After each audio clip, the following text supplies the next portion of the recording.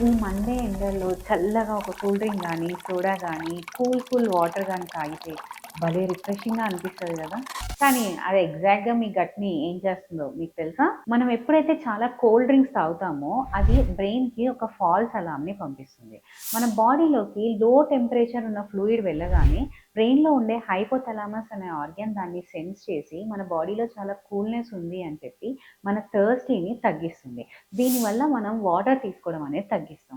So, ఇవి తాగినా గానీ మీరు స్టిల్ డీహైడ్రేటెడ్‌గానే ఉంటారు. కూల్ డ్రింక్స్ అనేవి మెయిన్‌గా కార్బోనేటెడ్ డ్రింక్స్. సో, వీటిలో కార్బన్ డయాక్సైడ్ అనేది ఎక్కువగా ఉంటుంది. అయి స్టొమక్‌లోకి వెళ్ళగానే కార్బన్ డయాక్సైడ్ అనేది ఎక్కువగా రిలీజ్ అవ్వడం వల్ల స్టొమక్ మొత్తం ఫుల్ అయిపోయినట్టు బ్లోటింగ్ ప్రాబ్లమ్ వచ్చే ఛాన్సెస్ ఉంటాయి. అలాగే అది పైకి ప్రెషర్ ఇంక్రీజ్ చేయడం వల్ల యాసిడ్ రిఫ్లెక్స్ వచ్చే ఛాన్సెస్ కూడా ఎక్కువగా ఉంటాయి. ఈ కూల్ డ్రింక్స్‌లో ఎక్కువగా షుగర్ కంటెంట్ ఉంటుంది. దీనివల్ల మన బాడీలో షుగర్ స్పైక్స్ ఇంక్రీజ్ అయిపోయి ఇన్సులిన్ స్పైక్ అయ్యే ఛాన్సెస్ ఉంటాయి. దీనివల్ల మీరు ఇంకా ఎక్కువగా ఫెటీగ్ అయ్యే ఛాన్సెసే ఎక్కువ ఉంటుంది రిలాక్స్ అవ్వడం కన్నా గూడా. సో, ఈ కూల్‌గా ఉండే ఎనీ డ్రింక్స్ తాగడం వల్ల మీకు టెంపరరీగా దాహం తీరినట్టు అనిపిస్తుంది. కానీ your body is still dehydrated. So, కొద్దిసేపటికి మీకు మళ్ళీ దాహం అనిపిస్తుంది. సో, మీ దాహం అనేది తీరదు. సో, ఈ సమ్మర్స్‌లో నార్మల్ టెంపరేచర్ ఉన్న వాటరే ఎక్కువగా తీసుకోండి.